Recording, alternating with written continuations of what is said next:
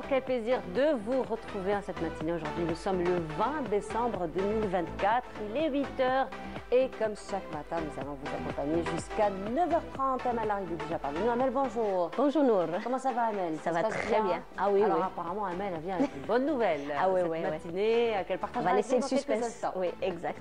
Voilà, alors Amel, aujourd'hui, nous allons parler de société civile. Alors, on sait que les associations font un travail quand même colossal sur terrain. Donc, beaucoup d'accompagnement se fait déjà au niveau des entreprises, au niveau des institutions, mais aussi au niveau de la société d'une manière générale afin d'inculquer donc les valeurs citoyennes. Et nous aurons justement parmi nous aujourd'hui l'une de ces organisations qui nous parlera un peu de leurs activités donc sur terrain et aussi de leur parcours. Et quand on parle de mois de décembre, donc aujourd'hui nous allons ouvrir en votre compagnie une page santé. Quand on parle de mois de décembre, voilà, donc on parle un peu de la sensibilisation aux maladies transmissibles, notamment le sida, n'est-ce pas? Et justement, il y a beaucoup de travaux, il y a beaucoup d'activités qui ont été organisées tout au long du mois, tout au long de l'année, déjà même, Amel. Et même les recherches tout au long de l'année. Voilà, tout au long de l'année, mais on fait un point quand même, donc le mois de décembre, pour encore une fois évaluer un petit peu donc, la situation. Et l'évolution peut-être. L'évolution, on espère non. Bien sûr. C'est ce qu'on espère. Il faut suivre, oui, bien sûr. Voilà, le suivi. Donc une petite halte pour faire un bilan justement de ce qui a été fait, de ce qui doit se faire. Et nous en parlons ce matin donc, en compagnie de l'un de nos invités. Toujours plan santé, on va parler du stress chez l'enfant, Amel. D'accord. Surtout pendant la période des examens, oui. Surtout pendant la période des examens, effectivement. Tu as vécu du stress chez l'enfant? Ah oui, oui. Surtout les résultats. Surtout les résultats. Ah oui, oui. Donc finalement, chez l'enfant, le stress est toujours lié aux études. Exactement, oui. On attendait toujours les notes. Est-ce que j'ai bien travaillé? Est-ce que j'ai pas bien travaillé? Après, c'est aussi la réaction des parents. Exact. N'est-ce pas? On stresse beaucoup plus, je pense, par rapport à la réaction des parents que par rapport aux résultats eux-mêmes. Voilà, alors justement, nous allons nous intéresser au stress chez l'enfant en compagnie du docteur Fethi Benachtou, qui nous vient donc comme chaque vendredi. Et place à la culture aussi, en cette matinée. Une très belle exposition donc, au niveau de la galerie. Aïcha Haddad, le peintre, sera parmi nous. Et comme chaque vendredi, donc Samira Hadjamar sera parmi nous ce matin. Il va nous parler de la langue arabe et l'intelligence. Ah bon. Voilà. Et alors, Amel, tu sais ce que ça veut dire? Quoi? Ton prénom? Bah oui, c'est l'espoir. Voilà, les espoirs. Les espoirs. C'est en fait au pluriel. Oui, exact. C'est au pluriel. Et donc, c'est un que ne sera pas. L'amel, alors là, Kérémo, il insiste, c'est pas l'amel, c'est l'amel. Conjugué au pluriel. D'accord, ah bah c'est bien. Et bien sûr, c'est elle que sera parmi nous pour nous parler encore une fois donc des prénoms. Donc ça va être encore une fois une immersion dans les origines des différents prénoms qu'elle va choisir pour nous en cette matinée. Voilà donc pour le programme de cette matinée. Mais sinon, comme je vous le disais, Amel vient avec de bonnes nouvelles. Ah oui, je suis ravie. Le soupir, lui, déjà. Toute contente, oui. Il en dit tout, voilà. Allez, les nouvelles du ciel, mais ce sera juste après.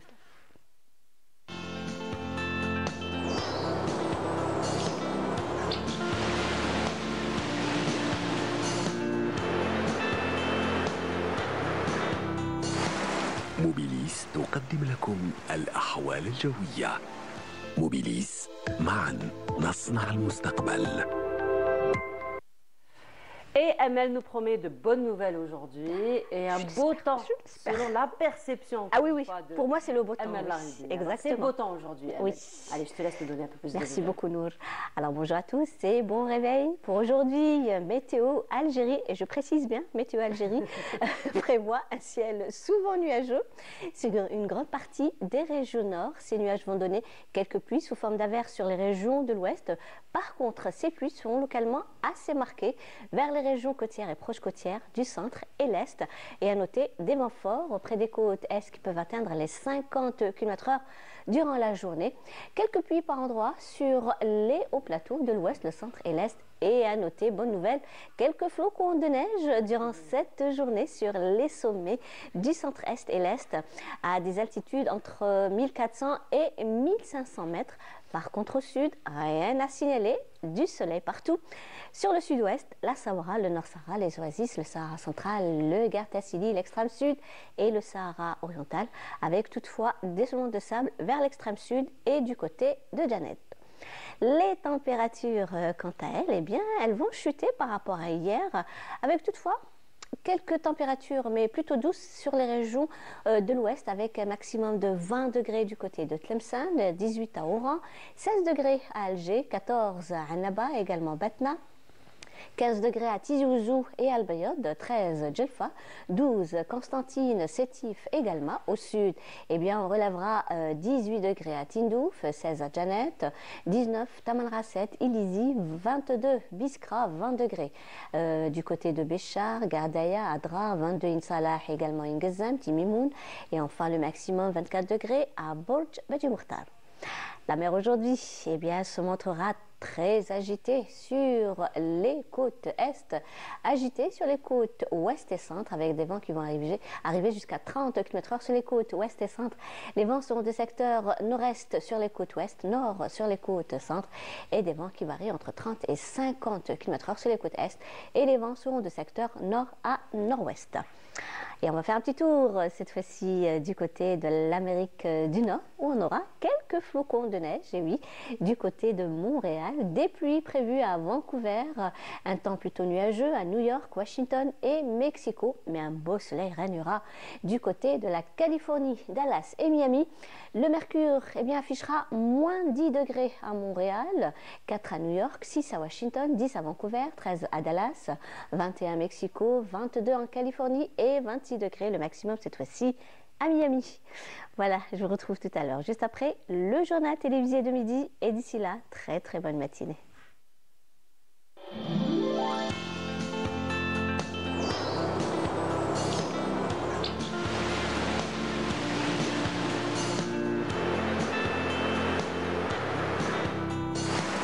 موبيليس قدمت لكم الأحوال الجوية.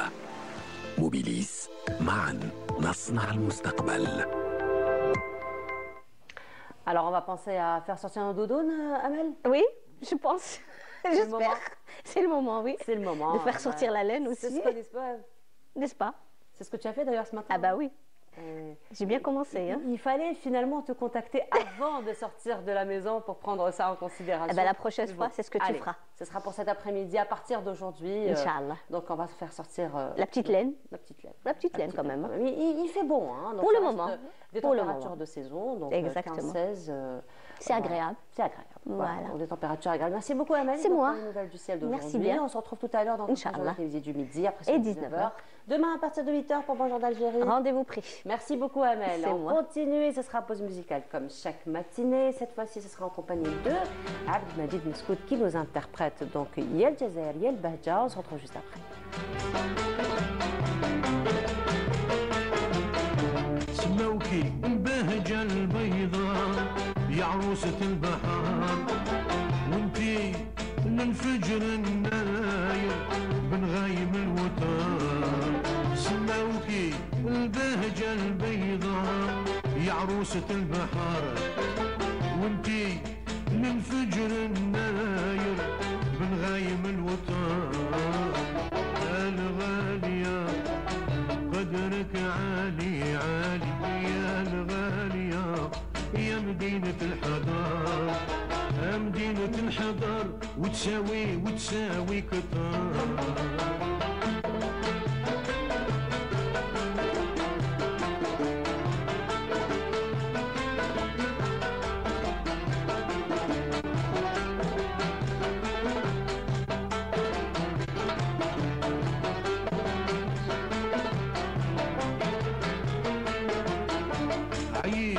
معاني الخطر والبال ما جبار معنى اللواتي للشعار وبيات وتصور عييت في معاني الخطر والبال ما جبار معنى اللواتي للشعار وبيات وتصور وقد ما نقول في الزينة عبار وقد ما نقول انتي بالنظر وتساوي كتر اعزي وتساوي كتر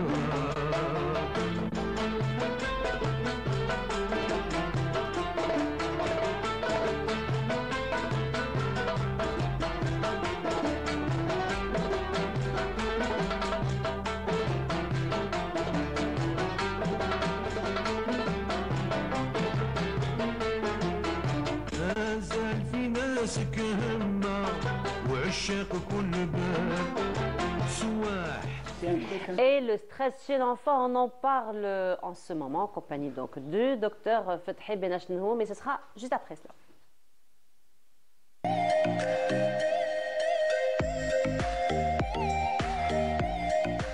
Docteur, bonjour. Bonjour, Sabah al-Khair. Sabah al-Anwar, comment ça va? Ça va? C'est une belle semaine?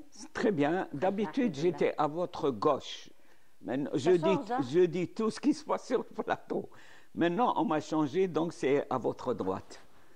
Là, il va falloir... Il vient de l'expliquer, le réalisateur. Oui. Il vient de l'expliquer, il a dit, on vous considère comme le bras droit. Ah, très bien. Ben voilà. C'est une lourde responsabilité. Vous êtes à la hauteur, en tout cas, de cette responsabilité, merci. bien sûr. N'est-ce pas, Kérémou? Voilà. Il me faut moi aussi un truc comme ça pour écouter Ne vous inquiétez pas, ce qui se dit. Je vous traduis tout ce qui se dit. Ça va, docteur? Ça va. Alors, docteur, aujourd'hui, on va parler quand même d'un thème très important et qui revient très très souvent. Donc, c'est vrai qu'on en parle entre mamans, on en parle entre parents. On ne comprend pas souvent le comportement des enfants par rapport à certaines situations, mais on ne va pas forcément en profondeur. Alors, c'est ce qu'on va faire aujourd'hui, le stress chez l'enfant. Alors, déjà, dire que l'enfant stresse, c'est qu'il y a un dysfonctionnement quelque part. Oui. D'abord, je voudrais à chaque fois, je m'étonne agréablement sur le jingle. Oui. Santé et bien-être. Et je crois que ça résume essentiellement le sujet d'aujourd'hui. D'abord, le stress, on en parle à gogo, comme on dit. D'abord, ce que c'est que le stress? Le stress, c'est quelque chose de bénéfique. De bénéfique, ça nous permet d'avoir un petit peu le punch, avoir cette hargne, de faire face, parce que la vie, c'est ça. Mais ce qui est mauvais, ce qui pose problème, c'est notre attitude à faire face au stress et surtout à le gérer. Le stress ne doit pas nous détruire, ne doit pas nous faire baisser nos possibilités et notre hargne à la vie. Là, qu'est-ce qui nous permet? Donc, c'est bien le stress et c'est une façon de vérifier nos possibilités. Globalement, c'est le système immunitaire positif, fort, riche, efficace, qui nous permet de faire face au stress. Quand notre système immunitaire n'est pas très efficace, on ne fait pas face au stress. Une grippe, une toux, ça, c'est une agression. Le corps vit ça comme une agression, il est déstabilisé et c'est pour ça que notre système immunitaire à ce moment-là est envahi par virus ou autre chose. Maintenant, venons-en aux enfants. Il faut comprendre ce que c'est qu'un enfant. Ce n'est pas un être accompli. Vous savez que depuis qu'il y a le fœtus est dans le ventre de la maman, le fait de naître 9 mois après, on n'est pas un être complet.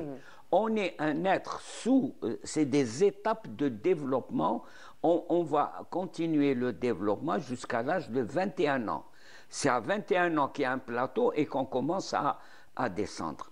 Donc vous voyez que l'enfant, c'est une situation physiologique, anatomique, qui est très fragile, il est en formation.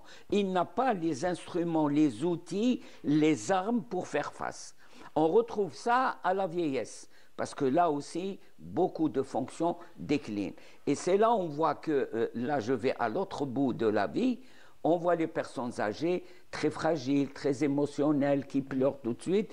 Ils n'ont pas cette hargne de faire face et de gérer le quotidien. L'enfant, c'est une éponge. Il faut que les mamans surtout, les mamans, je dis les parents, mais j'insiste sur les mamans, parce que l'élément fondamental dans la relation avec l'enfant, je crois que vous connaissez quelque chose, c'est la maman. La maman, c'est son investissement ad vitam aeternam. Donc, l'enfant est une éponge, il absorbe tout ce que lui envoie la maman. Comme la maman est triste, la maman, et vous savez, toutes les mamans. Donc les émotions sont Toutes les émotions sont effectivement. enregistrées, elles sont reflétées. Wahda. Deuxièmement, le problème dernièrement, c'est la distribution des bulletins scolaires. Les La bulletins, remise, effectivement, les ça s'est fait bulletins hier, scolaires. dernier jour, donc C'était du primaire. hier. Alors, on le dit à chaque fois, et chaque fois je le dis ça. Je crois qu'on ne doit pas avoir un contact avec l'école au sens large du terme, c'est-à-dire la direction, les enseignants. On ne doit pas avoir une relation avec cette structure uniquement le jour pour aller retirer le bulletin de notes. Et c'est drôle, on a discuté du thème de cette fois-ci, et hier, je me suis arrêté à une station d'essence pour... Je vous dis tout. Oui. Non, mais c'est drôle. Moi-même, j'ai été étonné. Je me suis arrêté pour me mettre dans une station d'essence. J'ai vu le monsieur qui travaillait pour mettre de l'essence. Il était sens dessus, sens dessous. Avec son téléphone portable à la main, moi, curieux comme je suis, ouais, je vais écrire le khair. Alors ça c'est... Oui. Ma femme vient de m'appeler. Elle vient de recevoir le bulletin, elle a été chercher le bulletin. C'est une catastrophe, il était rouge de colère. Alors, la plus grande erreur, sa nièce, la fille Oui. à mon... La comparaison. Elle a eu très bien 16 ou je ne sais pas combien, et lui, et c'était un redoublant. Allez, c'est un redoublant, regarde le truc. J'ai essayé de récupérer la chose. Ça, c'est très important. Premièrement, les résultats sont là. Et il fallait y penser avant avoir. Il faut un contact régulier. Et moi, je propose aux responsables de l'éducation nationale qu'on incite les enseignants à recevoir les parents une fois tous les 15 jours et surtout d'aller vers les parents, de leur dire « Venez, on va parler de votre enfant, il bouge trop en classe, il n'est pas parce que la maîtresse d'école et la direction de l'école connaissent un petit peu l'enfant durant 3 mois, son comportement quotidien. C'est là où on voit le stress. Un enfant agité, un enfant amorphe, un enfant... Là, il y a une raison et pas obligatoirement le stress. Il y a peut-être une histoire. Et c'est là où je demande à ce que notre système de santé, je reviens toujours, il y a ce qu'on appelle les UDS. Les UDS, oui. Unités. Regardez, c'est merveilleux cette appellation qui a eu le 50 ans. Des unités. Unité, c'est un terme militaire. C'est quelque chose qui bouge. Oui. C'est pas quelque chose de bureaucrate, de statique. Unité de dépistage. Le stress, ça se dépiste chez un enfant. Et il parle trop, il est amorphe, il n'est pas dans son aise. On le remarque tout de suite. Et de suivi, unité de dépistage et de suivi, je crois qu'elles doivent intervenir au niveau du stress. Et troisièmement, l'alimentation que l'on a. Alors, juste docteur, avant de passer à l'alimentation, si vous permettez, c'est ce qu'on dit toujours, hein, on dit que lorsque l'enfant vient au monde, il ne vient pas avec un mode d'emploi. Donc finalement, on apprend à être parent avec l'enfant. Il y a mieux, pardon. Oui. On dit qu'il quitte un monde merveilleux Oui. et qu'il... Voilà. Non, mais c'est Après, vrai, les la parents quiétude. aussi, voilà, après les parents aussi, donc on apprend à être parent avec son enfant. Et quand on en a plusieurs, à chaque fois, c'est une nouvelle expérience avec chaque enfant parce que chaque enfant, finalement, a son caractère, a son comportement, a ses Bien sûr. spécificités. Donc aujourd'hui, il y a aussi, ça reste dans la même réflexion de cette relation parent-enseignant, mais c'est d'aller vers un accompagnement de l'enfant parce que quand on se met à la place, voilà, quand on se met à la place des parents, on vous dit oui, votre enfant est agité, il y a une certaine frustration chez les parents. Bien sûr. Et, Chaque donc, maman, son fils, c'est voilà. un... Connaissez cette expression. C'est un peu normal, hein, c'est un peu normal et on cherche Vos toujours yeux le bien. brillent. Exactement. Je parle par connaissance de cause finalement. mais pour ma part, alhamdoulilah. Oui. Alors, ce que je voulais dire au fait, docteur, c'est que les parents, justement, suite à cette frustration, donc au lieu d'aller dépister, comme vous le dites si bien. Prendre contact voilà. avec... Donc on va aller, les parents pensent bien faire, bien entendu, et on va aller vers cette agressivité envers son enfant. Donc finalement, au lieu de prendre en charge la situation, on va plus l'aggraver. Donc le culpabiliser, ce qui aggrave sa situation. On va le comparer aux autres, et donc il y a la pas plus dur, cousine, finalement, que la comparaison. voilà. Alors, Qu'est-ce qu'il faut faire justement devant une situation pareille? Parce que là, c'est vraiment un travail d'accompagnement qui doit se faire. Premièrement, les parents, eux aussi, doivent être accompagnés. Les parents, eux aussi, doivent être accompagnés. Je crois que c'est un travail à deux, et le papa et la maman, mais moi je mets le paquet sur la maman, parce que c'est elle la source de la vie, sincèrement. Et deuxièmement, il ne faut pas culpabiliser. Il ne faut pas surcharger cet enfant. Alors la pire des coups de poignard dans le dos, ta cousine ou le fils de la truc comme ça. C'est une situation qu'il faut gérer. Deuxièmement, il faut que les parents, la maman, fassent son bilan. Pourquoi j'ai ces mauvais résultats?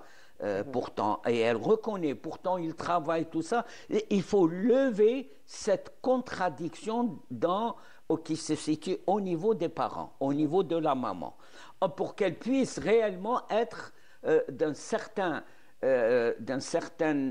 soutien pour son enfant. Mais elle ne pourra pas le faire tout. Il faut un triangle. Il faut un triangle. Il faut l'enseignant, il faut le médecin, l'UDS, le médecin au sens large du terme, et l'enfant. L'enfant, à ce moment-là, il peut être suivi, il peut être pris. C'est comme un décryptage. Il faut décrypter pour que cet enfant, c'est pas qu'il soit uniquement agité. Pourquoi est-ce qu'il est amorphe? Pourquoi il est amorphe? Là, nous avons une très belle affiche donc sur la régie, je la salue toujours. Ce qu'on appelle aujourd'hui l'éducation positive. Hein, c'est toute une approche finalement pédagogique qui est en train de se mettre en place un peu partout. Il y a une autre question aussi, docteur, mais là aussi c'est beaucoup de travail, beaucoup d'accompagnement des parents. C'est que parfois on a du mal à comprendre que l'enfant a un profil particulier et que l'enfant ne peut pas être excellent partout et qu'il a une orientation, un prérequis finalement pour aller vers une orientation particulière. Et là aussi, les parents, parfois, on le dit, docteur, hein, ce sont des choses qu'on vit, qu'on discute avec plusieurs personnes. Certains parents qui n'ont pas pu réaliser quelque chose, ils veulent à tout prix le réaliser à travers les enfants. Et ça aussi, c'est une grosse responsabilité finalement qu'on inflige à l'enfant. Regardez, dans votre intervention, là, il y a plusieurs éléments. Je laisserai le côté sportif. Là, là, je vais en parler tout de suite. Beaucoup de pères qui n'ont pas réussi. Qui n'ont pas réussi, chacun sa trajectoire. Qui n'ont pas eu l'occasion, qui n'ont pas eu l'opportunité. Et qu'est-ce qu'ils veulent? Ils veulent. Et là, ça crée un stress. Et je connais pas mal d'amis, leur fils, il faut qu'il soit au niveau de Messi. Et dans leur tête, les pères, hein, c'est dans la tête, c'est Messi ou tel grand joueur. Et il met le paquet sur ça. Ça, il se projette. Moi, plus que ça, il s'injecte au sens strict du terme dans la personnalité de l'enfant. Ensuite, il m'est arrivé, par exemple, des parents qui viennent me voir. Ah ouais, mon fils ne réussit pas à chaque fois, pourtant je l'aide, pourtant c'est comme si on redevait. C'est ton boulot de l'aider. Ça, c'est important. C'est toi qui l'as ramené. Il n'a pas demandé à naître. C'est absurde, mais c'est comme ça. Et dans le sens où il m'est arrivé de leur dire, écoute, je crois qu'il est intéressant de l'inscrire dans un CFPA. Centre de formation professionnelle. Il a plus de 16 ans et toutes ces choses-là. C'est un choc. Pourquoi mon fils ne reste-t-il pas dans le circuit pour être prix Nobel? Parce que dans la tête, comme ça. Non. Est-ce que c'est trop... vous savez, trop d'amour tue. À n'importe quel niveau, amour filial ou amour romantique, ou là, trop d'amour tue et étouffe. L'enfant a des possibilités qu'il faut développer, qu'il faut étudier, qu'il faut évaluer. Ça, c'est extrêmement important. C'est ce qu'on appelle le suivi. Je reviens à mon UDS, l'unité de dépistage et de suivi, l'école, l'équipe thérapeutique, je ne dis pas médicale, l'équipe thérapeutique qui est dans l'école et les parents doivent avoir un contact régulier, pas uniquement comme hier où il y avait foule devant les écoles et les CEM et tout ça. Non, je crois qu'il faut avoir, et c'est pour ça que j'ai dit, je m'adresse aux responsables de l'éducation, il faudra trouver une formule où les parents rencontrent régulièrement... Ça se fait, docteur, hein. Ça se fait, ça se fait. Donc, en début de trimestre, les parents, généralement, reçoivent un planning ou de réception. Finalement, un planning de réception, mais après il faut encourager les parents d'aller vers. Là, on le fait. Le système existe, voilà. C'est le début, mais beaucoup d'enseignants me disent eh, mais ils ne s'occupent pas d'un truc. Moi, je trouve. Sensibiliser les parents, effectivement, d'aller vers les enseignants. Voilà, et surtout dans un cadre bien défini, réunir une fois tous les 15 jours, je ne sais pas moi, tel type de parents. L'enseignant peut remarquer les enfants qui ont besoin. Et ça, l'enseignant, il reste avec un tête-à-tête avec l'élève. La maman reste en tête-à-tête avec l'élève. Mais ils n'ont pas les compétences. Ils ont les compétences affectives. Ils ont ce bon vouloir d'avancer, mais il y a des techniques, chacun doit mettre du sien pour pouvoir. Mais une rencontre professionnelle, c'est pas autre chose, professionnelle, le psychologue de l'UDS, la maîtresse d'école ou le professeur, et les parents, le psychologue, c'est elle qui décide. Je vais voir la maman ou là, je vais voir le papa ou là, les deux. Mais d'un aspect régulier, c'est comme une plaie. Le stress, c'est comme une plaie. Il faut régulièrement s'en occuper et apporter les soins nécessaires. Mais hélas, on ne se dirige pas vers cette situation. Premièrement, il y a un nombre d'élèves élevé et je pense aux enseignants qui vraiment régir une classe de 40 élèves, tout ça, et nos élèves sont très, Allah يبارك, mais deuxièmement, j'aimerais l'alimentation. Je crois que aussi il y a sur le marché à portée des enfants de ce qu'on appelle les boissons énergisantes, mais qui ne sont pas énergisantes, qui sont une catastrophe. Vous voyez que ce problème, on dit le stress, on peut en parler, c'est la mode, le stress, tout ça, mais il faut savoir ce que c'est que le stress, il faut savoir comment le gérer et si le stress est destructeur de l'enfant. L'agitation, le côté amorphe, le côté...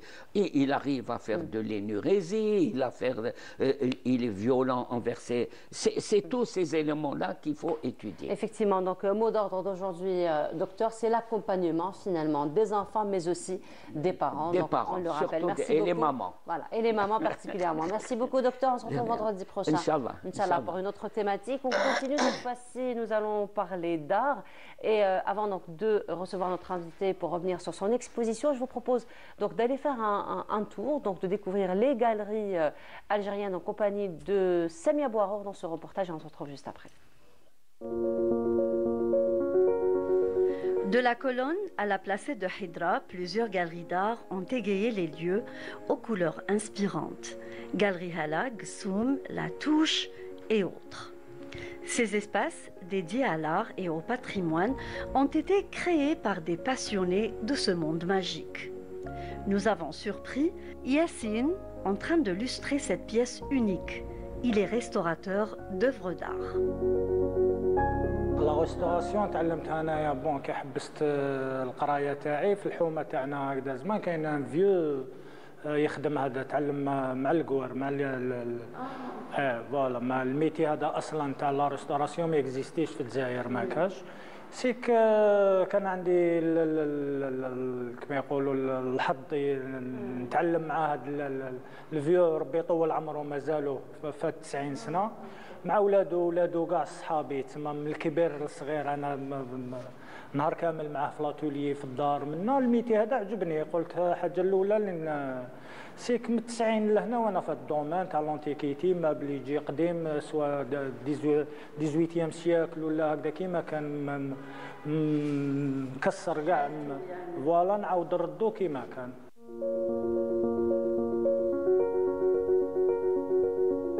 Le travail de galeriste ne se limite pas à organiser des expositions ou à vendre des toiles, il est beaucoup plus profond que cela, nous explique Ali Djerri, gérant de cette galerie d'art, récemment d'ailleurs inaugurée.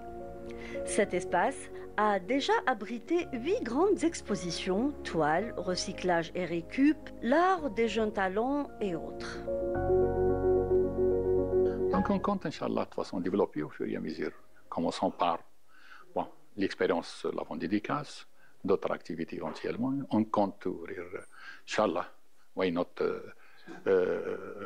des ateliers d'apprendre la peinture pour les gosses, enfin pour tout le monde, bien sûr. Moi, personnellement, يعني نتمنى, enfin, نحلم شوية, pourquoi why not, un jour, un atelier d'écriture de scénario, un atelier, enfin, voilà, lire par exemple la lecture d'un monodrame, un monologue, etc., etc. Un espace en réalité, c'est agriculture, mais c'est ça une galerie. C'est pas accroché à un tableau, tu restes comme ça, voir voilà. Donc, Inch'Allah. C'est pas facile, mais ça, on arrivera, Inch'Allah. C'est pas impossible, tout à fait. Oui. L'art, dans toutes ses formes, reste un langage universel qui touche l'âme avant l'œil. Longue vie à ces galeries qui respirent de l'art. J'ai un atelier. Et voilà, donc de retour sur le plateau. Voilà. Et donc, nous avons fait un tour dans les galeries d'Algérie en compagnie de Samia Bouarour. Et cette fois-ci, nous allons nous arrêter un petit peu au niveau de la galerie Aïcha Haddad qui va abriter une très très belle exposition à partir de lundi. Donc là, on vous donne rendez-vous pour le vernissage d'une très belle exposition. Et nous en parlons en compagnie de l'artiste ce matin, Monsieur Omar Karnou. Bonjour, marhaba bik. Bonjour, bonjour. Alors, pendant que le reportage passait, on était en train de dire Oui. que le moment le plus prestigieux pour vous, c'est l'instant où vous rentrez dans votre atelier le matin. Exactement. Alors, moi, je suis un lève-tôt. Je me lève tôt. À 7h30, 7h. C'est un peu rare pour des artistes. Hein. Non, moi je me lève tôt. Oui. Moi, je suis différent. Je me lève tôt, je travaille toute la journée jusqu'à 17h, sans arrêt, hein, oui. jusqu'à 14h, 17h.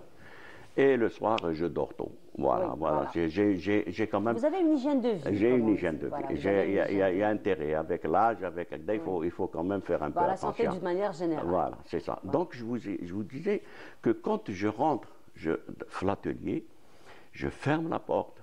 J'ai un atelier, j'ai de la chance, c'est tranquille, c'est calme. Oui. Voilà. Je mets ma musique classique. Oh, c'est magnifique ça. Et je m'évade. Alors, on sait qu'à ce moment-là, que personne ne doit vous déranger. Non, je veux pas. Non, mais... On le sait.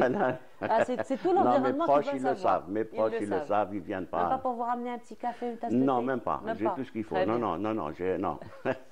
Voilà. Alors, c'est un moment prestigieux pour vous. Je m'évade. Et puis, ce sont de longues années que vous passez, comme ça, vous me disiez, depuis l'âge de 6 ans. J'ai commencé à peindre à l'âge de 6 ans. J'ai été pris par depuis l'âge de 6 ans. J'aime à la raconter, cette anecdote. C'est un tableau que j'ai découvert chez ma sœur, un tableau qui était accroché avec une forêt, un lac, des signes. J'ai été émerveillé par ce tableau, peint à la peinture. Et c'est là, j'ai été pris... Ça m'a pris. C'est un. Ça vous a parlé. C'est bon. Depuis, je sais pas. Et d'où mes toiles, je vais vous dire. Pour moi, je parle à mon nom personnel. Hein. Une toile sans couleur, pour moi, c'est une toile qui n'a pas d'âme. Le paysage, il n'a pas d'âme. Donc les couleurs. J'ai été imprégné par les couleurs. J'aime le mélange de couleurs. J'aime. Ça va un très très bel exemple que nous sommes en train de découvrir à l'antenne en ce moment. Très beau mariage de couleurs. Voilà. Et paraît-il d'ailleurs que la chose la plus difficile dans l'art, c'est le mélange de couleurs. Ah bah oui. Parce que et moi, je vais peut-être vous étonner. Moi, je peins qu'avec 3 couleurs. Les couleurs primaires. Moi, Vous faites les mélanges vous-même. Je fais les mélanges moi-même. Donc, quand on voit mes toiles, vous voyez que chauffer les couleurs, c'est des couleurs. On a l'impression que vous utilisez beaucoup de couleurs. Moi, j'aime l'éclat. J'aime donner l'éclat, j'aime donner la lumière. L'ombre, j'aime les nuances. Dans l'ombre, il y a des nuances de couleurs.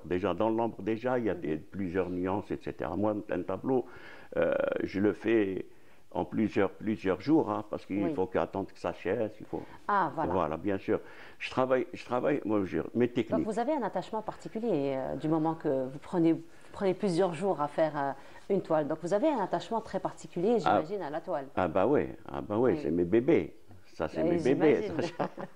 Je vous assure que... J'imagine. Mais sinon, ce qui est magnifique aussi, parce qu'on arrive quand même à découvrir certaines toiles que vous... Nous avons eu la chance aujourd'hui, hein, parce que vous allez faire l'accrochage dimanche. C'est donc ça. nous avons eu la chance d'avoir quelques de vos toiles sur le plateau.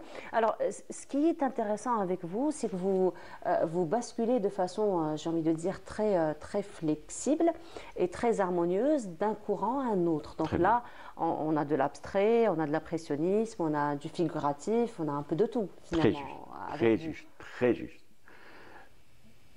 Dans mes techniques de Il est peinture, magnifique, celui-là. j'utilise toutes les techniques.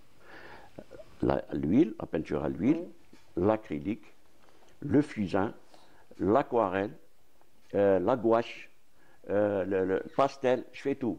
Et justement, dans cette exposition, vous faites bien de parler de ça. Dans cette exposition, j'ai essayé de mélanger tout. Vous rentrez dans la galerie, vous allez voir, vous allez trouver de l'abstrait, des paysages, le sud, de la Casbah. Je l'ai fait exprès. Je vais vous dire pourquoi. Moi, j'ai envie de transmettre. Le peu de savoir que j'ai envie de le transmettre. Anaya, il dit on est l'atelier, j'organise des journées Hagda. Il dit ah oui, non, mais moi j'ai envie de transmettre. Donc, qu'est-ce que j'ai remarqué durant mes expositions? Les gens, ils sont curieux.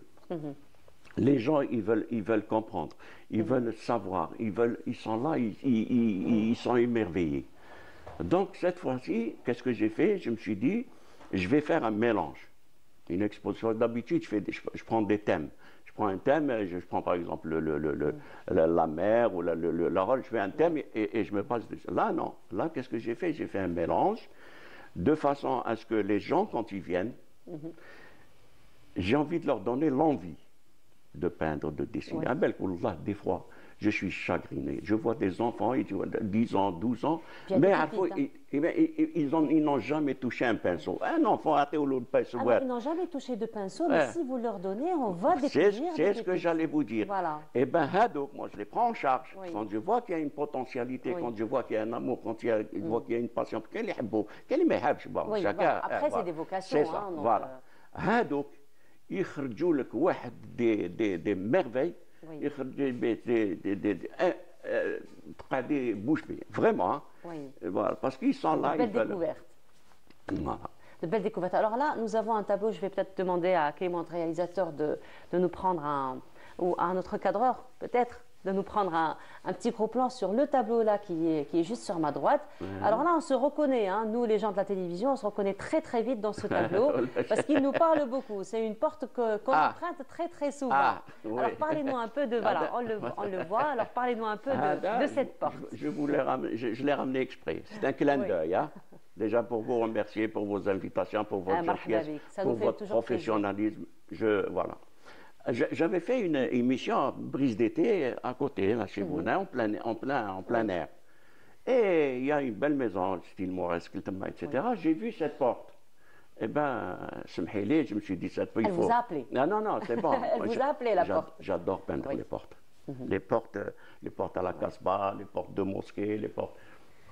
Voilà, donc normalement vous la reconnaissez cette porte. Oh là. Vous n'avez pas vu le passage que Clément a fait. Donc là, on vous voit devant la porte que vous avez mis en valeur sur votre toile. Là, le moment à la seconde près, parce que j'attendais que je passe, j'ai été faire un tour. Voilà. À la seconde près, je me suis dit cette porte, je vais la peindre. Alors, juste on rappelle nos téléspectateurs que ici, on n'est pas très très loin de la télévision, donc c'est un siège donc de la télévision, effectivement, c'est une demeure ottomane, donc qui appartient à la télévision, et c'est là où finalement on fait nos émissions. Le jardin, non, c'est magnifique. Voilà, donc je fonctionne comme ça. Alors qu'est-ce que je fais? Comment je fais? Comment je peins mes tableaux? Qui m'a par exemple la Vagadia. Ah ben oui, qu'est-ce que je fais? Je prends mon appareil photo, je prends ma voiture, partout, à travers le territoire national. Et je prends des photos. Je prends des photos, etc. Et je commence à peindre. Alors, des fois, je fais sur place, je fais une esquisse avec une aquarelle pour donner de la lumière, les ombres, etc. sur place, si j'ai la possibilité. Sinon, à travers vous immortalisez avec votre appareil photo et vous reproduisez par la suite. Il faut que je sois ébloui par le paysage, par l'endroit, Voilà. Mais là, la photo que vous avez prise de cette vague, là, il fallait vraiment être très rapide parce que... Plusieurs fois. Ah bah oui. Plusieurs fois. Ah oui. Non, et c'est comme ça. Voilà, Donc moi là, c'est il les fallait jeux. vraiment être au rendez-vous déjà de la vague. Et vous étiez à l'attente de la vague? Ben oui, j'ai vu qu'il y avait des vagues. J'ai vu qu'il y bien. avait des vagues, j'ai attendu, j'ai on n'a plus éloigné un rocher plus loin. Voilà. Voilà. Donc, c'est comme ça, je fonctionne Donc, comme ça. tous ces tableaux, on va les retrouver lundi, Inch'Allah, au niveau de la galerie Aïcha Haddad. Aïcha Haddad. Donc, ça va durer 10 jours, Très à bien. partir du 23, donc lundi.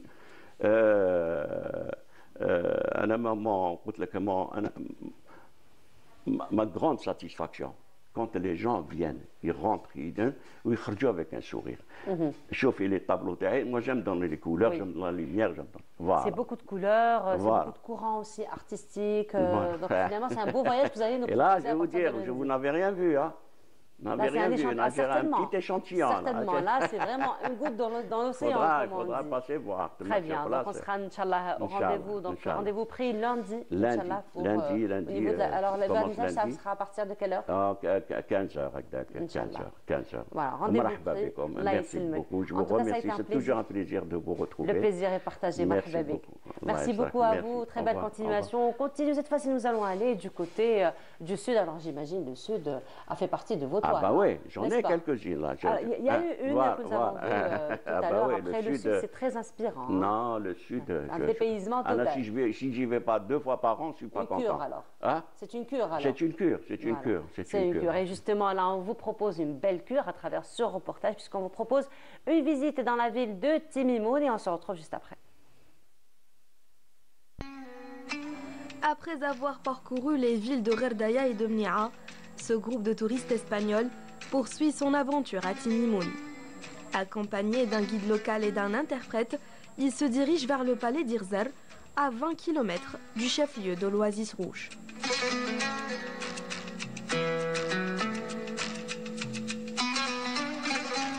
Ce site, l'un des plus beaux de la région, est un joyau archéologique et touristique. Avec son caractère unique d'oasis, il attire chaque année de nombreux visiteurs locaux et étrangers en quête d'histoire et de dépaysement. A este grupo de españoles del periódico El País. Nous sommes un groupe d'Espagnols du journal Al País en visite pour la première fois en Algérie. Nous trouvons que ce voyage est très important car l'Algérie est un pays proche de l'Espagne avec un patrimoine magnifique et varié. Nous sommes convaincus que de nombreux Espagnols viendront ici prochainement. J'ai été très agréablement surprise. Je pensais que l'Algérie c'était un peu comme le reste des pays du nord de l'Afrique, mais j'ai trouvé que c'était beaucoup plus moderne et beaucoup plus. L'Alger c'était très joli et je ne m'attendais pas du tout à ça et j'étais très agréablement surprise.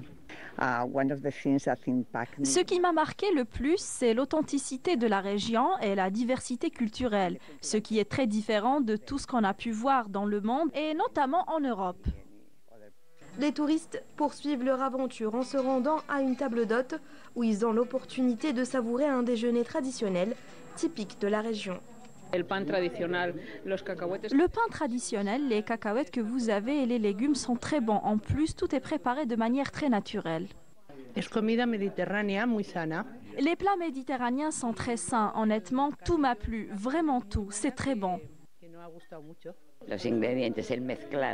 C'est très différent de notre cuisine, mais nous partageons des ingrédients similaires. En Espagne, ce type de préparation est également très courant. Quant aux salades, elles sont typiquement méditerranéennes.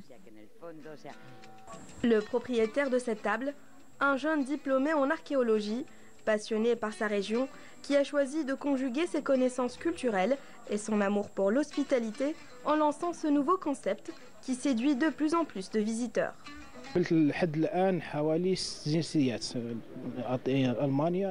J'ai accueilli plusieurs touristes de différentes nationalités, allemandes, italiennes, canadiennes, espagnoles et françaises. Nous leur proposons des plats purement traditionnels tels que ta'am saraïr avec des légumes frais de mon jardin. Le concept de mon projet permet aux touristes d'être en immersion avec les locaux le temps d'un après-midi. Entre tradition, paysage et hospitalité, Timimoun est une destination qui ne laisse personne indifférent. Et de retour sur le plateau, c'est donc une visite guidée dans la ville de Timimoun. Et cette fois-ci, nous allons parler de société civile et tout ce qui se fait, surtout auprès de la jeunesse. Nous en parlons ce matin en compagnie donc de Madame Djouhara Hachmi. Madame, bonjour, marhaba bik. Bonjour Madame, alors, merci de nous avoir invités, de nous avoir donné cette opportunité de passer. Et bravo pour tout ce que vous faites, surtout auprès de la société, auprès des jeunes donc, algériens. Alors vous êtes la présidente de l'Organisation nationale pour la contribution à la prévention des valeurs de la société algérienne. Parmi nous également un autre représentant donc, de cette organisation, M. Benaïd Boukrani. Bonjour, marhaba bik. Bonjour, marhaba, merci de nous avoir invités. Marhaba bik. Alors vous êtes pharmacien, maître assistant et membre de l'Organisation donc, nationale pour la contribution à la prévention des valeurs de la société algérienne. Marhaba bik comme encore une fois. Alors l'organisation fait un travail colossal, Madame Djouhara, sur le terrain. Alors présentez-nous un petit peu les principaux objectifs de votre travail. C'est notre objectif principal, mais je laisse la présentation des objectifs à Dr Boukrani. Voilà, donc notre organisation, donc, comme vous l'avez dit, donc, nommée Organisation nationale pour la contribution à la préservation des valeurs de la société algérienne, qui a eu donc, son agrément il y a une année à peu près, donc le 19 octobre 2023. Donc c'est une organisation à caractère social, éducatif et culturel, donc, qui a été créée. Donc c'était une extension à une association de wilaya à Tizi Ouzou, Femmes Actives. Donc à partir de là, on a eu l'idée d'élargir l'ensemble de nos activités donc, à l'échelle nationale. Donc les principaux objectifs donc, de notre organisation, c'est d'actualiser le sens de la responsabilité, bien sûr comme le nom l'indique, actualiser le sens de la responsabilité donc, chez les différentes catégories de la société algérienne et promouvoir la culture d'éveil et du civisme donc, dans le développement de l'individu et de la famille afin de donc, préserver les valeurs et les principes de la nation au service du citoyen et de la patrie. Donc notre objectif est de contribuer à préserver donc, les constantes et les symboles de la nation et le renforcement de l'esprit patriotique chez le citoyen, à la cohésion familiale et donc à l'union nationale. Un troisième objectif, c'est d'organiser des campagnes d'information et de sensibilisation sur les modalités de préservation des valeurs de la société algérienne, donc entre autres organiser des campagnes de sensibilisation contre les fléaux sociaux, donc ça constitue vraiment un axe important dans notre stratégie de travail. Et alors, voilà, donc ça c'est pratiquement les principaux objectifs. Alors justement, je reviens à vous, Madame Djouhara, donc c'est un travail qui se fait sur terrain particulièrement, donc ce sont des objectifs quand même très très importants et surtout ce sont des objectifs qui demandent de l'accompagnement particulièrement au niveau de la société et auprès des jeunes. Alors qu'est-ce qui se fait au niveau de votre, ou quelle est un petit peu votre stratégie, on va dire, ou votre plan d'action auprès des jeunes pour l'accompagnement? Nous, notre objectif principal, c'est d'abord d'organiser des actions multiples sur le terrain, allant directement à la famille, à l'enfant, la femme et la famille, mais surtout allant aux acteurs de la société civile. Pourquoi ? Parce que nous avons remarqué qu'il y a beaucoup d'associations, mais malheureusement, en matière de prévention et sensibilisation, et peut-être ça se compte sur le bout des doigts. Donc, notre objectif aujourd'hui, c'est pour ça d'ailleurs que durant toutes les actions que nous avons organisées, dans les médias, c'est des actions organisées dans les salles, l'Arbi Ben Mehidi, Abdelrahman Al-Alla, Debih Sherif, donc et sur Abban Ramadan, la rue des Idées. Donc, notre objectif, c'est de créer un déclic chez cette force associative afin de s'y mettre dans ce chapitre de prévention et sensibilisation, parce que la conjoncture le demande et nous avons aujourd'hui, il n'y a pas une famille qui passe inaperçue. Nous souffrons tous, nous avons des enfants, nous avons sont des adolescents. L'Algérie est une nation jeune, plus de 75% de la jeunesse. Donc cette jeunesse a besoin d'être bien encadrée, bien orientée. Il y a les politiques de l'État. Nous avons les meilleures politiques, on est là pour les vulgariser. Comment les vulgariser? Il faut dégager une force de la société civile qui va procurer sur le terrain les techniques d'écoute, les méthodes d'orientation, mais beaucoup plus les mécanismes et les politiques de l'État. Pourquoi? Parce que par expérience, nous avons constaté que le citoyen, les politiques existent, mais le citoyen ne comprend pas et ils viennent à chaque fois demander à un avocat ou à une association. Il n'est pas assez informé, il n'est pas très bien informé. Or que la société civile, c'est elle le moteur de la vulgarisation de toutes ces politiques et mécanismes de l'État. Et on le dit par conviction que nous avons les meilleures politiques au monde. Il suffit simplement de les vulgariser afin que tous les citoyens comprennent où sont ses droits et où sont ses limites. Donc nous, notre organisation, on respecte les règlements les statuts de création de notre association. Nous respectons la loi des associations, elle ne nous fait pas peur. Pourquoi? Parce que nous travaillons dans la réglementation. Quand on travaille dans la réglementation, on a un seul objectif, c'est celui de servir l'Algérie, parce que notre pays aujourd'hui a besoin d'une société civile forte, d'une société civile qui comprenne les situations difficiles que traverse la société, pour dégager des réflexions, pour dégager des méthodes d'intervention sur le terrain, pour mieux accompagner, pour mieux prendre en charge le citoyen. Quand on parle du citoyen, c'est toute la société, les tranches, les différentes franges de la société.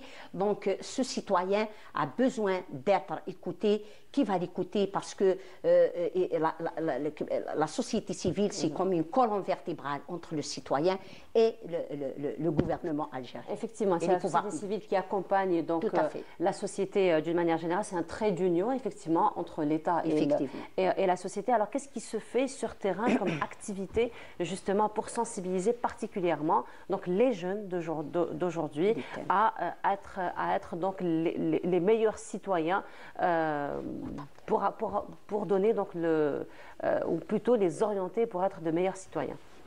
Voilà, donc sur terrain, donc pratiquement c'est la stratégie de notre organisation, de notre association nationale. Donc tout d'abord, on prépare déjà des bureaux, donc l'installation de bureaux nationaux, voilà, pour pouvoir travailler donc sur l'ensemble du territoire national. Concernant les activités, comme on est quand même une organisation récemment créée, donc on n'a pas encore suffisamment, donc on n'a pas encore une subvention, donc on a commencé quand même avec des activités, des conférences, des journées d'études, donc on a organisé pratiquement sur Alger. Donc c'est des journées d'information, de sensibilisation. Donc à titre d'exemple, nous avons organisé une journée sur la journée de la femme, donc concernant les droits de la femme, etc. Donc la femme algérienne, surtout. Nous avons organisé une journée sur l'enfance durant le mois de juin, donc une journée récemment de sensibilisation contre le sida, une journée aussi sur le rôle de la société civile, bien sûr. Dans notre politique de travail, donc notre stratégie, donc notre association, on travaille en collaboration avec des secteurs. Il y a d'abord des autorités officielles, donc les représentants des différents secteurs. On travaille donc avec toute organisation nationale, c'est des secteurs étatiques. Voilà, donc ce genre d'activité vise surtout à vulgariser ce sens, de l'éveil sociétal et le civisme. Voilà, donc chez la société algérienne de manière générale. Et bien sûr, dans notre programme, on prévoit bien sûr d'autres activités. Bien sûr, donc là, j'ai évoqué les journées qu'on a organisées au niveau des salles. Après, bien sûr, on prévoit ça veut dire des actions dans le milieu ouvert, donc dans les établissements, notamment les établissements de jeunes, dans les établissements scolaires, donc les maisons de jeunes, etc., au niveau des universités. Nous, notre stratégie, on vise beaucoup plus c'est nous qui nous déplaçons directement. C'est un travail de proximité. Un travail de proximité. Voilà. On se déplace, on est en contact direct avec les jeunes, avec la population cible pour qu'on puisse justement sensibiliser directement. Voilà, donc on prévoit aussi d'ailleurs dans notre programme, on prévoit organiser une caravane nationale de sensibilisation et de prévention à l'égard contre les fléaux sociaux, notamment l'addiction et la toxicomanie surtout.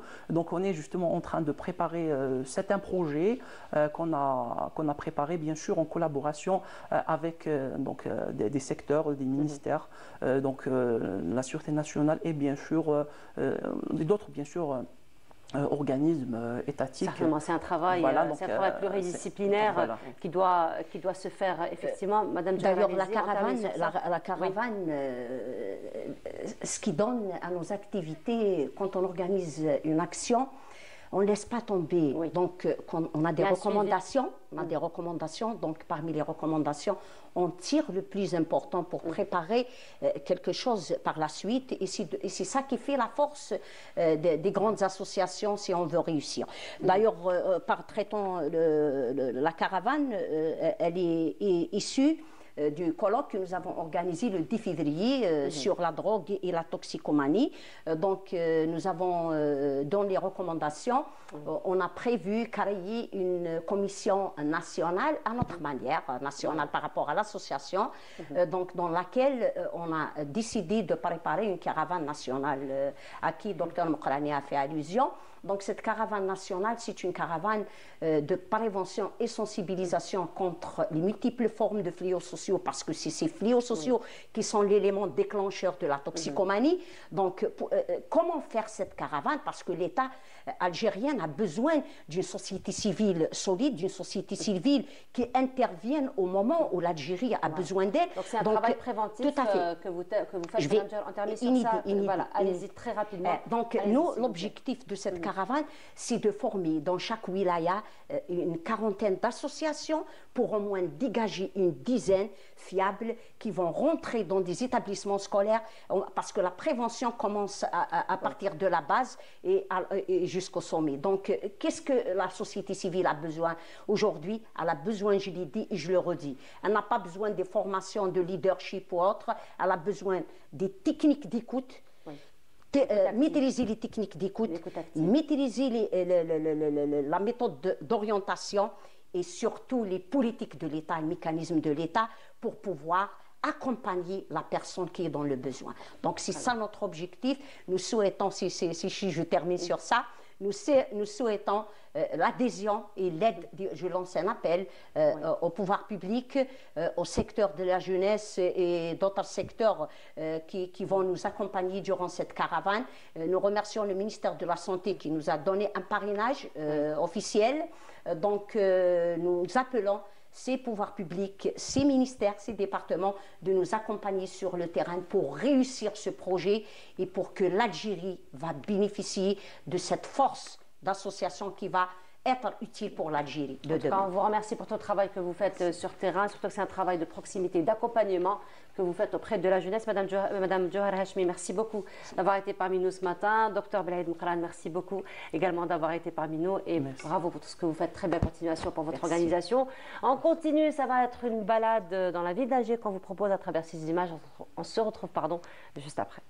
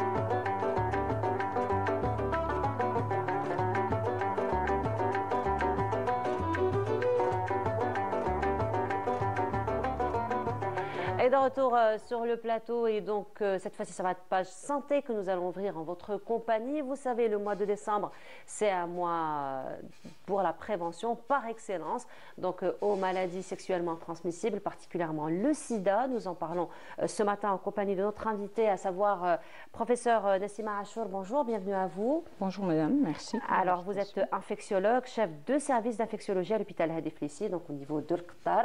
Alors, aujourd'hui, nous allons parler de sida. Bien entendu, à votre niveau, c'est un travail qui se fait tout au long de l'année.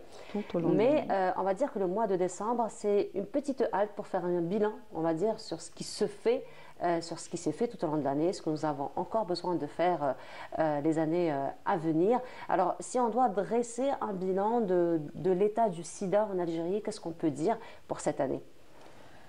D'abord, avant tout, merci. Et secondairement, il ne suffirait pas d'en parler uniquement une fois de l'année. Parce que nous célébrons la journée mondiale. Il faut en parler tous les jours, tout au long de l'année, si nous voulons vraiment arriver à éliminer cette maladie d'ici 2030.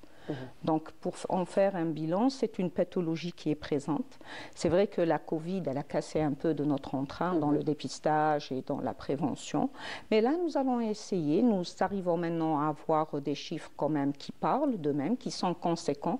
Ceci pourrait être secondaire au fait que peut-être que nous dépistons un peu mieux et que les personnes commencent à venir pour se faire dépister, sachant ce que c'est réellement la maladie. Alors, entre-temps, professeur, il y a eu beaucoup d'efforts qui ont été faits, qui ont été fournis, d'autant plus que ça reste une maladie taboue. On le dit toujours, c'est dommage, oui, maladie taboue.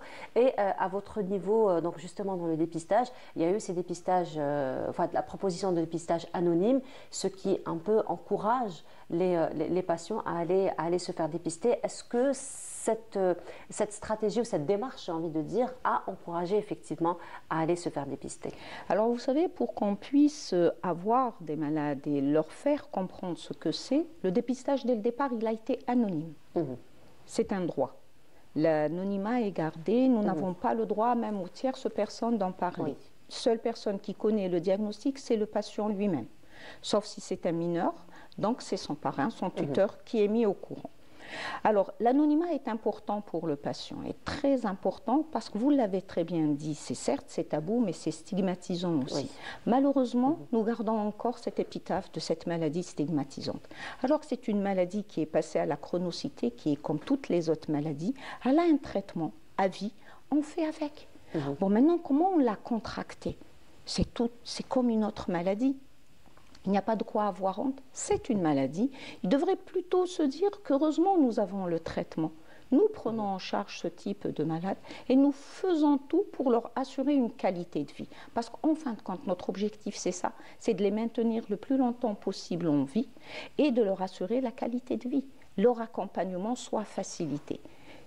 Voilà. Alors justement, par rapport à la prise en charge et par rapport à cet accompagnement, professeur, aujourd'hui, une personne donc, ou un patient ou une patiente qui malheureusement vont contracter donc, cette maladie peuvent quand même, grâce à la prise en charge médicale, avoir une vie normale comme n'importe quel autre individu et considérer la maladie comme une maladie chronique. Bien sûr, c'est une maladie chronique.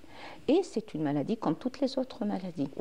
Et il faut savoir qu'on arrête de dire bon, c'est demain qu'il va mourir, il ne va pas vivre beaucoup. Non, c'est des gens qui vivent, qui se marient, qui ont des enfants et nous faisons tout pour que leurs enfants soient indemnes de la maladie. Et c'est quelque chose d'extraordinaire. C'est pour ça qu'il faut en parler et banaliser. Je dis banaliser, mais il faut faire attention, tout en sachant qu'il y a des risques. D'accord? Lui donner son terme exact. C'est une maladie transmissible à risque. Mais on peut vivre avec du moment que nous avons le traitement qui est disponible et qui est gratuit pour tout le monde. Alors, mais bien entendu, à votre niveau, vous voudriez ne plus avoir de malades. Donc finalement, vous savez, ça va être... Oui, même si c'est le cœur de votre métier, j'ai envie de dire. Vous savez, mon métier, il n'y a pas que cette pathologie. Voilà. On fait toutes les maladies infectieuses et tropicales. Donc c'est l'une des maladies, mais on en parle depuis 40 ans un peu beaucoup parce qu'à ce jour, nous n'avons pas encore le vaccin qui serait la meilleure prévention. Mais nous avons d'autres armes que nous utilisons. Donc il n'y aurait pas de souci. C'est pour ça qu'il faut en parler autant qu'on puisse le faire, sensibiliser à cette cause, faire passer le bon message. C'est une maladie qui passe à la chronicité, qui a heureusement son traitement, en attendant d'avoir son vaccin. Voilà, mais et sinon... on vit avec sans aucun souci, madame. Voilà, mais sinon, professeur, donc, on parle beaucoup plus de prévention aujourd'hui, donc oui. On parle beaucoup de médecine préventive, donc on parle beaucoup de prévention, donc l'idéal serait de ne pas contracter la maladie, d'autant plus qu'on connaît un petit peu les causes, mais parce que ça reste quand même une maladie qui est sexuellement transmissible, mais il y a d'autres aussi formes de transmission. Oui. Alors, comment on peut justement prévenir ces autres formes de transmission? Alors, vous savez, nous avons 3 modes de transmission. Nous, on les génère en 2. Nous avons la transmission transversale et la transmission verticale. Pour la transmission transversale, c'est la transmission surtout sexuelle qui occupe la première place. Et puis, il y a des petites tendances maintenant. Nous avons des tendances avec des chiffres qui augmentent dans un genre de patients. C'est les patients qui ont des rapports sexuels homme avec homme. Oui. On n'est pas les seuls, hein. Ça arrive, c'est ça la modernité, si vous voulez, c'est malheureux de le dire, mais voilà. Nous avons une autre transmission, c'est la transmission sanguine. Bon, nous savons que depuis 1992, tout ce qui est don de sang, tout ce qui est don d'organes est strictement contrôlé, donc il n'y a pas ce risque. Mais il nous reste des petits modes de transmission, toujours dans cette transmission sanguine. C'est le piercing, c'est les tatouages. C'est parfois un matériel quand il n'est pas stérilisé. C'est les accidents d'exposition, un accident avec une aiguille dans le milieu hospitalier. Donc vous voyez, ça c'est des risques. Bon, c'est vrai que les taux sont faibles, mais qui sont quand même là. Donc il faut faire avec et il faut faire de la prévention. Toujours un matériel unique et jetable. Maintenant, nous avons un exemple dans la toxicomanie, l'usage de la même seringue par 2 malades. Et là, on commence un peu à paniquer parce que les chiffres commencent à augmenter pour les utilisateurs de drogue par voie injectable. Mais heureusement, il y a des transmissions d'autres maladies virales, c'est les hépatites. Pour la co-infection hépatite et VIH, les chiffres ne sont pas élevés pour s'alarmer. Mais quand même, il faut également de la prévention. Et le deuxième mode, c'est la transmission verticale, et c'est là où nous sommes en train de travailler, de faire encore, parce que nous étions très bien partis jusqu'à 2019. C'est la venue de la pandémie qui nous a complètement tous cassés de par le monde, c'est dans la transmission mère-enfant. Donc là, on reprend, il y a des projets, il y a des accompagnements, mais on peut vous dire que peut-être... on va faire encore beaucoup plus pour réduire du nombre de cas de transmission mère-enfant. Mais nous en avons. Pour le dire, il y en a. Hein. Voilà, mais sinon, professeur Hachour, toujours dans le travail de prévention, dans le travail de sensibilisation, donc vous, autant que corps médical, le travail se fait aussi en collaboration avec d'autres secteurs, donc, notamment la société civile, les écoles, les mosquées, pourquoi pas? Obligatoirement. Alors nous le faisons beaucoup nous avons des associations qui accompagnent nos malades, même c'est eux, ce qu'on appelle les éducateurs pairs, c'est eux qui nous, si vous voulez, recensent ces malades et nous les ramènent. C'est très important parce que des fois, il faut qu'ils sachent que ça existe pour qu'ils puissent venir vers des centres spécialisés. Maintenant, l'idéal, c'est d'en parler tout le temps pour que les gens sachent que c'est une maladie qui existe, pour qu'ils puissent venir vers un centre, être conseillé. Mais là, ce conseil, cette sensibilisation doit être faite par tout le monde, tous les confrères, que ce soit les privés, que ce soit les étatiques. C'est très, très important. Pluridisciplinaire. Ah, et c'est pluridisciplinaire. Ils ont les mêmes droits que tout le monde. On vient, on se dépiste. Le secret est gardé, il n'y a que la personne qui est concernée. Il y a un accompagnement qui est fait par le médecin et un psychologue obligatoirement. Ça, c'est très important parce qu'il faut lui faire accepter la maladie. Une fois que c'est fait, le traitement est instauré dans l'urgence, la prise en charge. Et puis, c'est un malade qui rentre dans une consultation comme tout autre malade. Et donc, il peut bénéficier, comme on le disait il y a quelques instants, d'une vie normale. Donc, comme tout autre citoyen de la société. Bien sûr, et de la qualité. Nous devons lui assurer une qualité. Mais sinon, professeur, probablement, on va terminer sur notre question. On a parlé donc du tabou, on a parlé de la stigmatisation. Là aussi, la société a un rôle à jouer, n'est-ce pas? Énorme. Énorme, madame. Il faut en parler.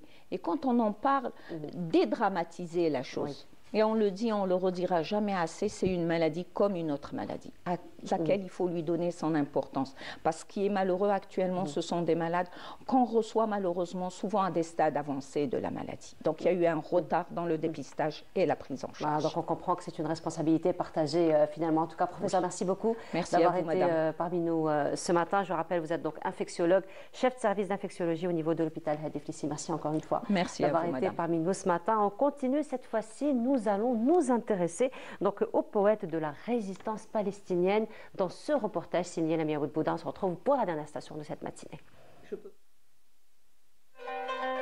Depuis la nuit des temps, la poésie n'a cessé d'être l'âme et la voix d'un peuple. Le peuple palestinien, expulsé de sa terre, spolié et meurtri, a très tôt élevé la voix pour clamer sa liberté, dire son quotidien et dire le rêve urgent, celui d'exister. La première génération de poètes palestiniens compte des noms comme Ibrahim Touqan ou Abdelrahim Mahmoud, des précurseurs qui ont observé les règles strictes de la métrique. Il y eut après la génération de 1967, on citera bien sûr le poète de la résistance palestinienne Mahmoud Derwish, qui livre recueil après recueil des pépites littéraires sur l'exil, l'oppression ou l'espoir.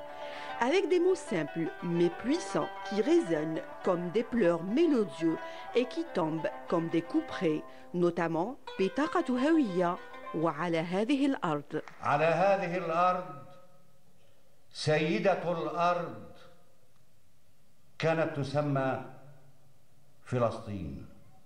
صارت على هذه الأرض سيدة الأرض كانت تسمى فلسطين. صارت تسمى فلسطين. سيدتي أستحق لأنك سيدتي أستحق الحياة. Pour Samih Al-Qasim, poète des territoires occupés qui a refusé l'exil, il a fait de ce refus une résistance et un symbole. Emprisonné plusieurs fois pour ses activités politiques et poétiques, on lui doit de nombreux recueils. موكب الشمس دمي على كفي سأقاوم وتقدموا. تقدموا تقدموا كل سماء فوقكم جهنم وكل أرض تحتكم جهنم. تقدموا تقدموا يموت منا الطفل والشيخ ولا يستسلموا وتسقط الأم على أبنائها القتلى ولا تستسلموا.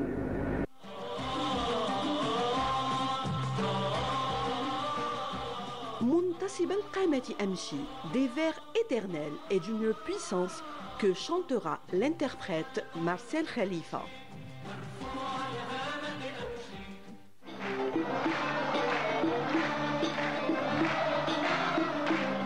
منتصب القامة أمشي مرفوع الهامة أمشي.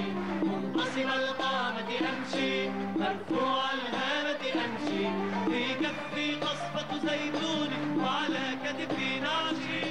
وأنا أمشي وأنا أمشي وأنا أمشي وأنا هجم الموت وشرع فيهم. Pour la poésie féminine, on citera celle qu'on surnomme la mère de la poésie palestinienne, Fedwa Touqan, sœur du célèbre poète Ibrahim Touqan.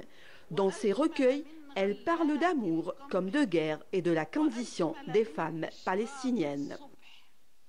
انتفضوا وثبوا نفروا انتشروا في الساحة حزمة نار اشتعلوا سطعوا وأضاءوا في منتصف الدرب وغابوا. أذبح في غزة في صيدا وفي بيروت من عنق شعبي الصغير.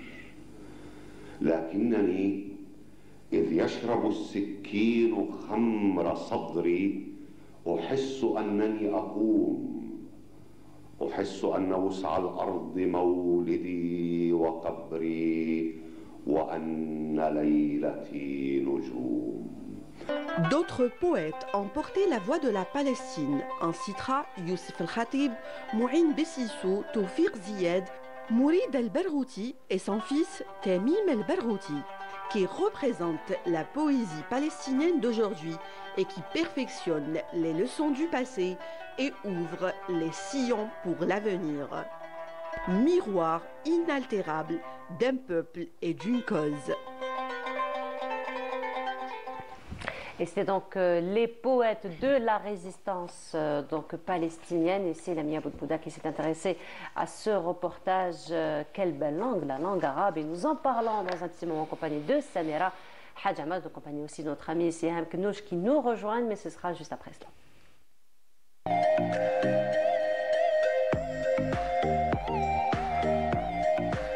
Samira, bonjour. Bonjour Nour. Comment ça va, Samira? Très bien. Alors aujourd'hui, on s'intéresse à la langue arabe. À la langue arabe, le sujet de Lamia Boudbouda tombe très bien. Il y avait Mohamed Darwish. Pour moi, merci. Pour la langue arabe. Pour la rubrique, pour la langue arabe. Oui, pour la langue arabe. Et après, Siham a son mot à dire aussi quand il s'agit de la langue arabe, n'est-ce pas, Siham? Bonjour. Comment allez-vous? Alors aujourd'hui, ça va être Oustad Siham, effectivement. Oui. Oui. Revenons en arrière. Oustad Siham, parce que tu as d'abord fait des études en langue arabe et ensuite parce que tu as enseigné la langue. Exactement, pendant de longues années. Voilà. Et c'est la langue la plus riche. Un champ lexical énorme. Oui. Énorme. Voilà. Un champ lexical terrible, énorme. C'est le plus large. Le plus large, effectivement. Oui. Effectivement. Il n'y a jamais de synonyme en langue arabe. Il y a pas de synonyme. Le mot, normalement, synonyme, c'est à étudier parce qu'il n'y a pas de synonyme, en fait.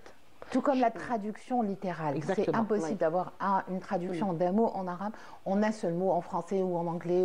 Il faut plusieurs mots pour traduire plusieurs expressions en arabe, exactement. Et justement, tu t'y intéresses aujourd'hui. Je m'y intéresse parce que le 18 décembre, le monde entier a célébré la langue arabe.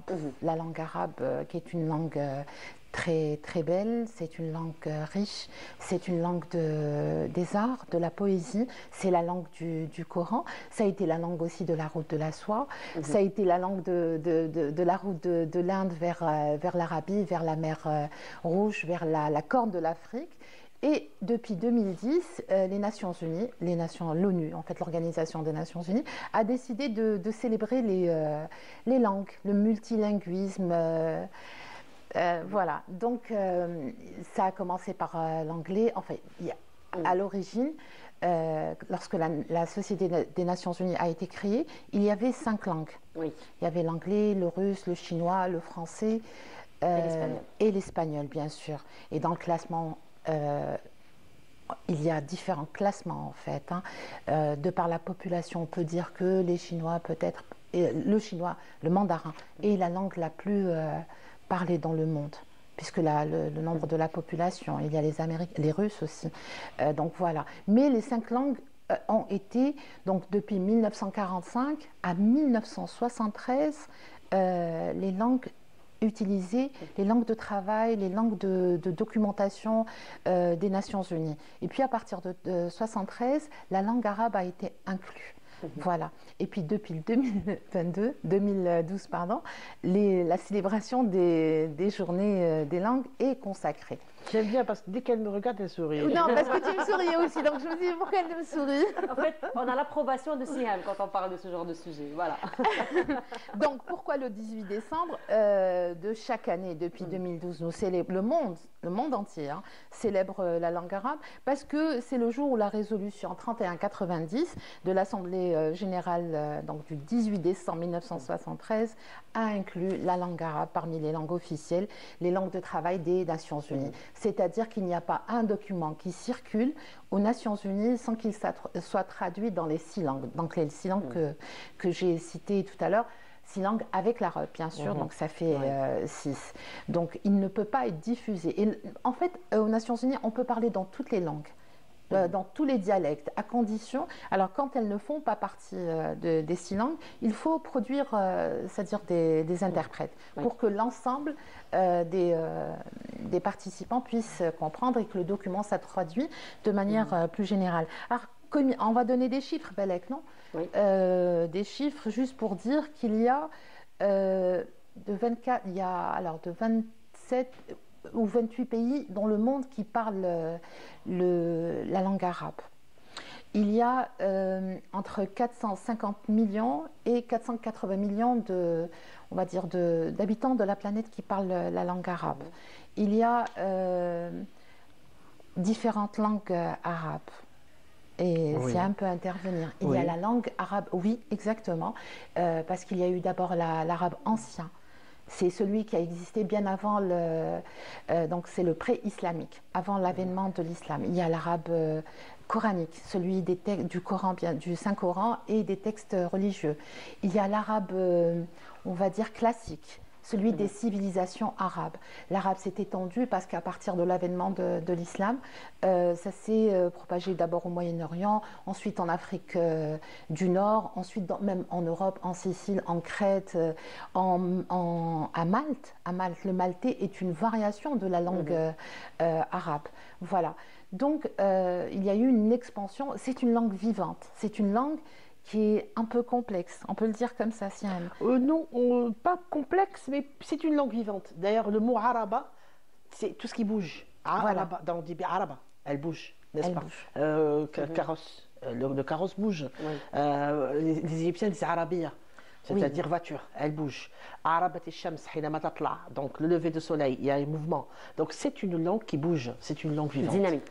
Oui. Et juste puisque tu as parlé de l'Égypte, et effectivement, il y a l'arabe moderne, celui pratiquement pour lequel tous les pays arabes et arabisés, tous ceux qui utilisent la langue arabe, se sont mis d'accord pour utiliser un arabe, on va dire, standard, un arabe moderne que l'on puisse, qui puisse être compris par l'ensemble des utilisateurs de la langue arabe. Je ne vais pas dire arabe ou arabo-musulman, si ça compte, parce que il y a une chronologie historique de la pratique, de l'utilisation, qui, on le sait, dans chaque pays. Il y a en Algérie, notre langue officielle, c'est l'arabe, mais on ne parle pas le même arabe qu'il y a au Liban, ou en Syrie, ou en Palestine. Donc là, on parle beaucoup plus de dialectes. Alors justement, toute cette richesse, Samira, de la langue arabe, nous inspire les prénoms. Je crois qu'elle n'a pas encore fini. Oui, je rajoute juste une petite chose. Très rapidement, comme ça on va laisser le temps à cette année, le monde entier a célébré la langue arabe à travers l'intelligence artificielle. Donc partout, en Algérie aussi, le Haut Conseil à la langue arabe a organisé un événement, un concours. Il y a eu des lauréats. Il y a l'Académie algérienne de la langue arabe qui a organisé un colloque avec la participation de l'Université de Blida et de l'Afron, et ça va donner des traductions d'ouvrages donc, qui sont en langue étrangère. Ils vont les traduire vers l'arabe, mais surtout les Nations Unies ont décidé d'accorder de l'importance à l'intelligence artificielle par rapport aux langues. C'est parce qu'ils se sont rendus compte que 3% des contenus en ligne représenter la langue arabe. Donc, ce n'est pas suffisant. Donc, la langue arabe est présente dans le monde numérique à travers 3% de contenu. En comparaison avec les autres contenus, on ne compte pas les traductions, tu vois, sur Internet. Donc, ils se sont dit, il est important que cette langue, qui est une langue vivante, qui est célébrée dans le monde, puisse être accessible à travers... de la promouvoir, effectivement. Et je rajoute juste un rapidement, mot... Elle va me tendre la pêche. Voilà, exactement, puisqu'on avait parlé de poètes, de ceux qui ont porté la langue arabe dans la poésie, celui de Imr al-Qais. Voilà. Un le grand roi poète. errant. Oui, il y a un jingle. Non, je ne sais pas non, de jingle, non. C'est moi qui a. En fait, Al-Qais, oui. Merci, Samira. Al-Qais qui va être jingle. Je pense que c'est... Est-ce que c'est le prénom que j'ai choisi, oui, voilà. Qais, en fait. Qais, qu'est-ce que c'est que ce vieux prénom qui remonte à très très longtemps, qui remonte à une Arabie très grande et très large, à une grande tribu qu'on appelle Qais Ilan. On va dire au 5e siècle. Bien avant, un peu plus ancien que le 5e siècle. Oui, d'accord. Mais Qais Ilan a existé bien avant et c'était ce qu'on appelle Moudar al-Sawda. Il faut savoir que les Arabes étaient nomades et sédentaires. Donc, alors, tout ce qu'on dit Moudar, c'est des sédentaires, d'accord? C'est Adnaniyoun. Et puis, l'arabe, comme disait, c'était franchement Arab al-Shamal et Arab al-Janoub. Alors, Imr al-Qais faisait partie de Arab al-Janoub. Et le nom Qais vient plutôt de Arab al-Shamal. Donc, le mot Qais en lui-même vient de Arab al-Shamal. Donc, c'était des tribus qui étaient entre actuellement l'Irak, la Syrie, la Turquie, jusqu'au Yémen. Donc, c'était un petit peu partout. Et Qais signifie le fort, celui qui est solide. D'ailleurs, le mot Qaswa vient de Qais. Donc, Qais, Qaswa, Qasi. Donc, celui qui est fort, celui qui est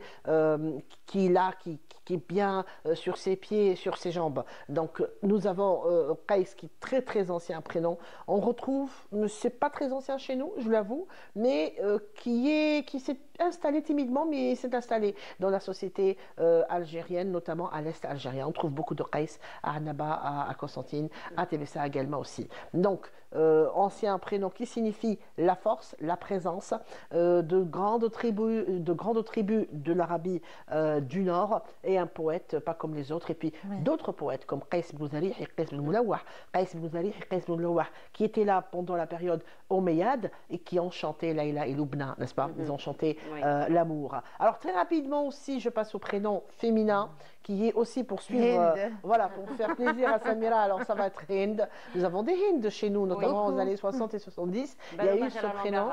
Oui, n'est-ce pas? C'est un prénom qui a été installé donc en Algérie. Ça n'a rien à voir avec les Indes, n'est-ce pas? Alors Hind est un mot propre à quelque chose que les Arabes utilisaient. En fait, quand vous voulez dire que un tel a une centaine de chamelles, c'est-à-dire Mietnaqa, celui qui a une centaine de chamelles, alors on dit qu'il a une Hind. Une fortune. Une fortune. On ne dit pas qu'il a Mietnaqa.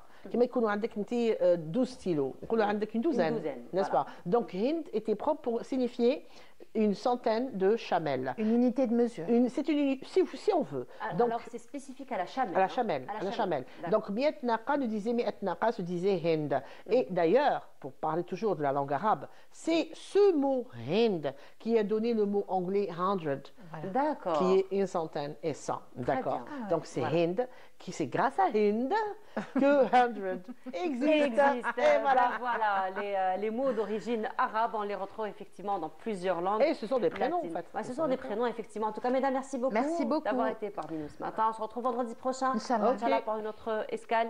Merci beaucoup, mesdames. Je vous souhaite une très belle semaine. Voilà, nous arrivons à la fin de notre émission. Merci beaucoup de nous avoir suivis. Je vous souhaite une très agréable journée à tous. Et c'est avec un très grand plaisir que je vous retrouve dès demain à partir de 8h. Au revoir.